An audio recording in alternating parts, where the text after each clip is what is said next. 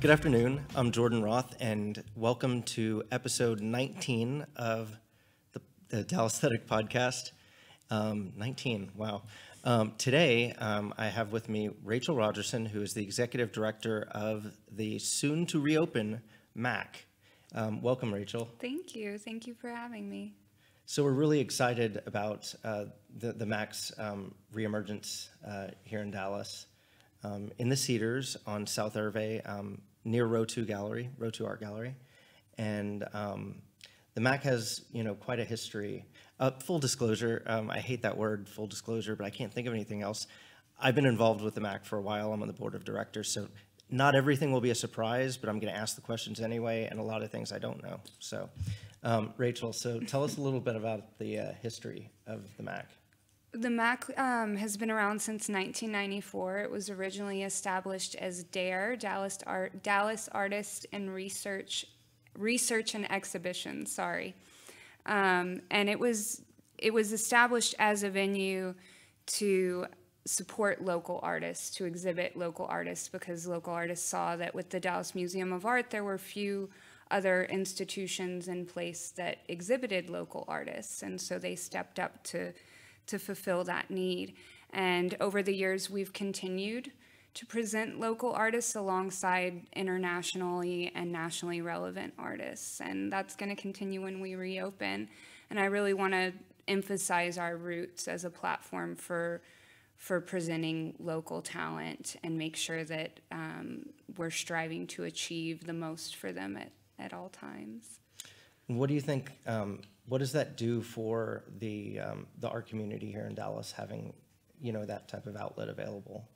I think that over the years, there are a lot more art institutions now than there were, obviously, when the MAC was established. But I do still think that there is a need for an institution to present these artists alongside the national artists and set them on a world stage. So I think that's still extremely important, and I think that I hope to create a community where the artists, we can all give back to each other and engage and fulfill the needs of the local community.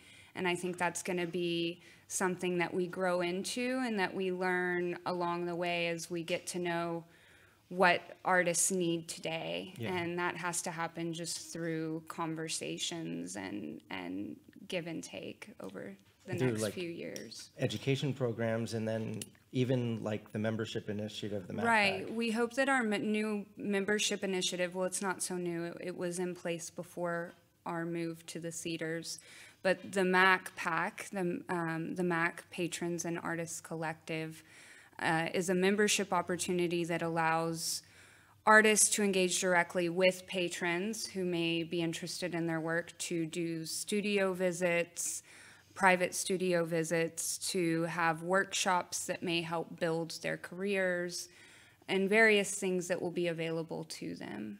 And just like dialogue, hanging out and finding out, how the other thinks and what the other likes, and what motivates, what motivates a patron, what motivates an artist. Dallas has, a pretty vibrant scene, but there are cities where, artists and collectors and just members of the interested public do really engage, probably a little more than they do here. And I think part of the hope for that MAC PAC is to get that engagement going. Exactly, yeah. So what about, so the difference between, say, the MAC and a commercial art gallery, I know the difference, but if you want to explain that. The MAC is a nonprofit. I'm not sure that I touched on that when I spoke about our history, but it is a 501c3 nonprofit. And so we're primarily interested in exhibiting artists, and those could be more challenging exhibitions or installations that commercial galleries might veer away from because they're not big money earners. So we're not we're interested in the exhibition and the more than we're interested in making money. That's not our primary goal. So we're able to be a little more experimental and challenging because of that. Yeah, and it gives the artist the opportunity to like move to that next step in their careers. Exactly. You know, there's always something that they have to do to get there, and often it's that exhibit that they can't do at the gallery. Yes. So that's like super important. And so really you think about the MAC kind of along the lines of the way you would think about a museum. You know, you go, you enjoy the exhibition, you learn about it, you could go back as often as you want and no one's going to ask you to buy the work. Right. I mean, it would be great if we can connect artists with collectors or people who would want to purchase their work, but that is not our primary goal. Our primary goal is exhibition and education and serving the public.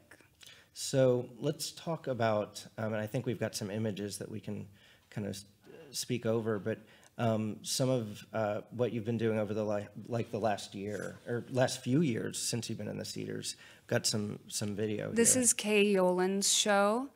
That was, oh gosh, 2 years ago now, I guess. And her work was all video installation in this large warehouse space that we were using while we were waiting for the new exhibition space to be ready. This was the first show that we presented in the warehouse, Jeff Parrott.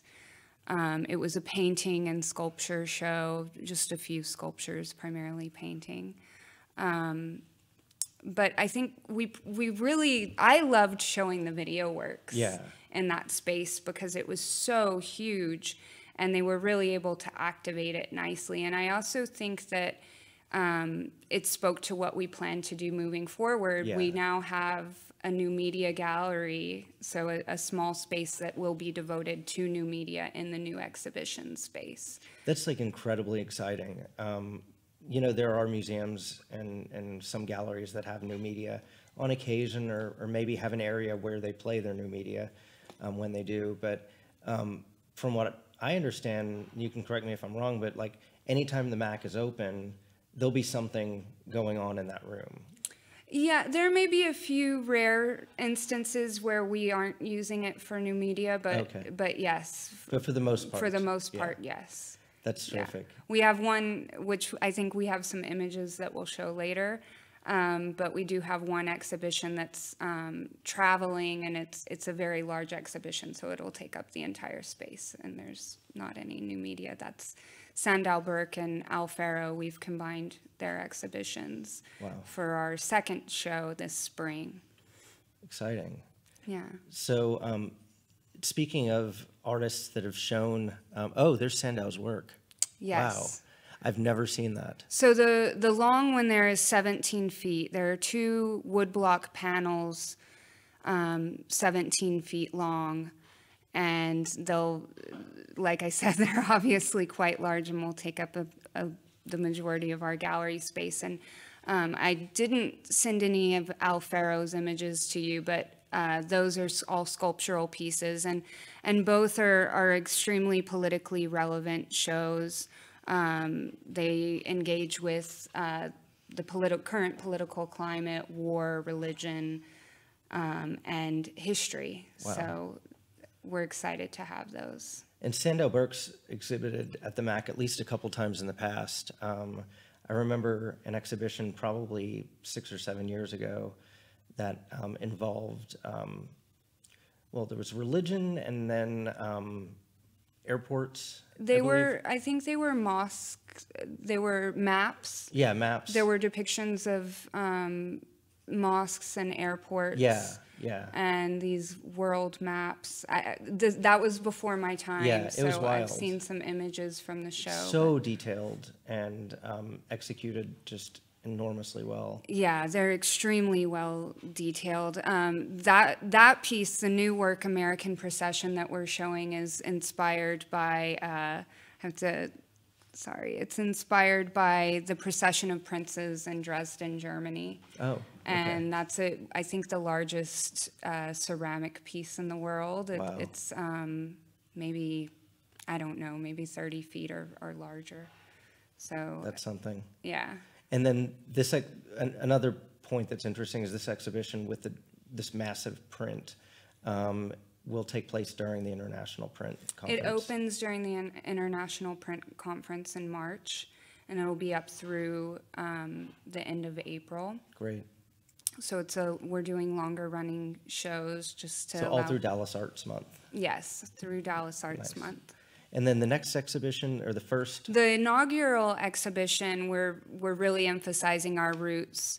This is the new venue. We're super proud of it. We've been working hard. You can see the new media gallery in the background there. Yeah. But the inaugural exhibition goes back to our roots. It's all local artists. So we're showing Helen Altman, Alicia Eggert, Letitia Huckabee, Liz LaFleur, and Leslie Martinez. And that's a group show, and also working groups by Carolyn Sorter and Michael Morris. And that's Letitia's work. Yes, okay. This is Letitia Huckabee's work. She invited 19 women artists of color throughout the United States and Canada to create their own protest sign that expressed their idea of their own personal suffrage. And one of the pieces is of her daughter holding a sign that says "Enough," and it's in reference to the March for Our Lives rally. Wow. That's the piece. That's really something. Yeah, so she's holding a sign that her daughter created, and it was from a speech by Yolanda King, Martin Luther King's granddaughter or great-granddaughter. Wow. I think. And she had said, "I have a dream that enough is enough and that this should be a gun-free world, period." And so her daughter had responded to that. That is really sweet. Yeah. Oh, wow. I'm excited for that. So we're anticipating an opening around January 12th. Yes. If everything comes together as it should, we should be opening on January 12th. We're dealing with a few finishing touches on the space and getting code compliant. That's always fun. Yeah. so we'll keep our fingers crossed that it's the 12th. Otherwise, there'll be plenty of information online as we venture towards that. Yeah. And can they follow the MAC on Instagram? Or yeah, what's we're the best? at the MAC Dallas. Okay. That's our handle, so please follow us. Also check in with the website. You can sign up for our emails if you still do emails, and you can sign up there. But Facebook and Instagram are the best. So the MAC at the MAC Dallas, and then the website is the-mac.org. Yes. Yeah. And then, so the location is right next door to Row 2 Art, 1503 South Hervé, just right there in the Cedars. We're super excited to have you next door. We think the synergy on opening nights is going to be just fantastic. Yeah, we're glad to, McKinney Avenue in Uptown was obviously a great venue for us, but we're really excited to be in the Cedars because there's such a great artist community there. And with you guys next door, the Cedars Union down the street, Dallas Heritage Village across the street, the Museum of Street Culture will be opening just across the highway on the other side in downtown. So there's a vibrant cultural district happening down there, and we're excited to be a part of it. Well, welcome. I know we all kind of moved there at the same time. Yeah. So I guess that's kind of it for today. I really look forward to everything that's happening, and as things progress, I want to have you back on the podcast. Please do. That's great. Thank you, Jordan. You bet. And thank you, everyone.